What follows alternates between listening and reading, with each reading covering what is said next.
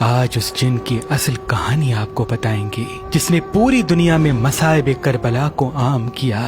آج جس بھی مجلس میں یا جس بھی نوحے میں جو علی اصغر کے مصائب، علی اکبر کے مصائب، خیام کے اندر بیبیاں کس طرح سے رو رہی تھیں، وہ مصائب، مقتل گاہ میں کیا ہو رہا تھا، کس طرح سے آل رسول قیدی ہوئی، کس طرح سے رہا ہوئی، جو کچھ بھی پڑھا جاتا ہے وہ سب ظافر جن سے منسوب ہے۔ لیکن افسوس تمام مجالس پڑھنے والے اس ظافر جن کو بھول گئے اور ظافر جن کے بارے میں آدھی ادھوری معلومات دیتے ہیں۔ میرے دادا حضرت شاہ شمس تبریز سبزواری اور قلندر شہباز فرماتے ہیں کہ ظافر جن کسی کنویں میں رہنے والا ایک معمولی جن نہ تھا، بلکہ وہ تو اس دنیا کے 7ویں حصے کا مالک تھا۔ کربلا میں ظافر جن کے آنے سے پہلے ظافر جن کے قبیلے کو سمجھنے کی کوشش کرتے ہیں۔ اس زمین پہ جنات کی 7 سلطنتیں رہتی ہیں، اس میں ایک سلطنت کا بادشاہ ظافر جن تھا۔ جب اللہ کا حکم ہوا کہ زمین پہ میں انسان بھیجوں گا تو 6 سلطنتوں نے اس حکم کو تسلیم نہیں کیا، کیونکہ وہ 6 سلطنتیں عزازیل یعنی شیطان کی غلام تھیں، اور اسی وجہ سے فرشتوں اور جنات کی جنگ ہوئی، اور ظافر جن کی سلطنت میں تمام رہنے والے جنات نے فرشتوں کی مدد کے ساتھ ساتھ ایک حد قائم کی اور یہ وعدہ لیا کہ جب بھی انسانوں پہ برا وقت جنات کے وسیلے سے آئے گا تو ہم ان کی مدد کریں گے۔ اسی وجہ سے آج بھی زمین پہ 2 قسم کے جن رہتے ہیں، ایک برے جن جو شیطان کی بات مانتے ہیں اور ایک اچھے جن جو ظافر جن کی بات مانتے ہیں۔ ظافر جن کی 3 شادیاں اور 7 ان کے اولاد ہیں، جن میں سے 3 بیٹے اور 4 بیٹیاں ہیں۔ بس دور بدلتا رہا، یہاں تک کہ آدم سے ابراہیم، ابراہیم سے موسیٰ علیہ السلام اور موسیٰ سے حضور پاک کا زمانہ آ گیا۔ امام علی علیہ السلام حضور پاک کے ساتھ جنگ سکاکا سے واپس آ رہے تھے۔ بیر العلم کے میدان میں جب ایک کنویں سے جنات انسانوں کو پانی پینے نہ دے رہے تھے تو امام علی علیہ السلام اس کنویں میں کودتے ہیں اور جنات سے لڑتے ہیں اور ان کو شکست دیتے ہیں۔ وہ کنواں عزازیل کی سلطنت میں آتا تھا، لیکن جیسے ہی ظافر نے یہ محسوس کیا کہ میرا مولا علی جنات سے لڑ رہا ہے تو فوراً اپنے جنات کے ساتھ اس کنویں میں داخل ہوتا ہے اور امام علی کی خدمت میں عرض کرتا ہے، اے میرے مولا، میرے لیے کیا حکم ہے؟ امام علی علیہ السلام ان تمام شیطان جنات کو مات دینے کے بعد جنات کے قبیلے بغل جو رشتے میں عزازیل کا چچا تھا اس سلطنت کا سردار بناتے ہیں، اپنے ہاتھوں سے اس کی تاج پوشی کرتے ہیں اور مولا علی یہ حکم دیتے ہیں کہ ظافر کی شادی بغل کی بیٹی سے میں کرواؤں گا تاکہ یہ دونوں سلطنتیں اہل بیت کی مرید بن کے دوسرے جنات پر اسلام کا پیغام پہنچا سکیں۔ بس دور گزر ہی رہا تھا، ظافر نے اپنے بیٹے بہروت کی شادی عاشورہ کے دن رکھی تھی۔ ابھی شادی کی تقریب چل ہی رہی تھی، اتنی دیر میں 2 جن روتے روتے ظافر جن کے پاس آئے اور عرض کرنے لگے، ہم جنات پر اسلام کی تبلیغ کرتے کرتے جب کربلا کی زمین تک پہنچے تو دیکھا مولا علی کی اولاد پیاسی کربلا میں بیٹھی ہے اور انسانوں کے لشکر نے چاروں طرف سے ان کو گھیر رکھا ہے۔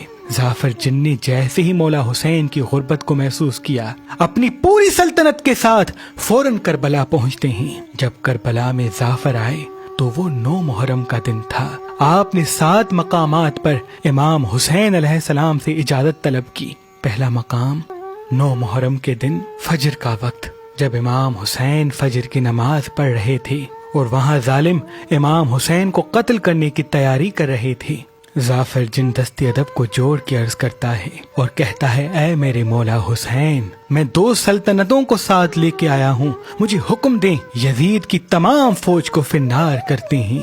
امام حسین نے فرمایا، اے ظافر اپنی بائیں جانب دیکھ۔ ظافر دیکھے تو میکائیل و جبرائیل علیہ السلام کھڑے ہیں۔ پھر مولا فرماتے ہیں، اے ظافر اپنی بائیں طرف دیکھ۔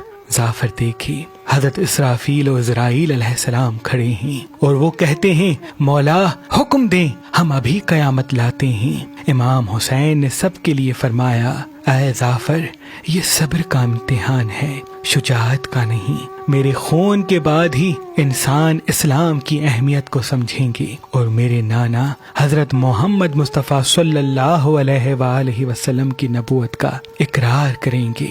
9 محرم کا دن گزرتا ہے، جعفر دیکھتا ہے خیام میں بیبیاں کیسے اپنے بچوں کو 10 محرم کے لیے تیار کر رہی ہیں اور جوان امام حسین پہ قربان ہونے کے لیے کیسے اپنی بہادری کا جوہر دکھا رہے ہیں۔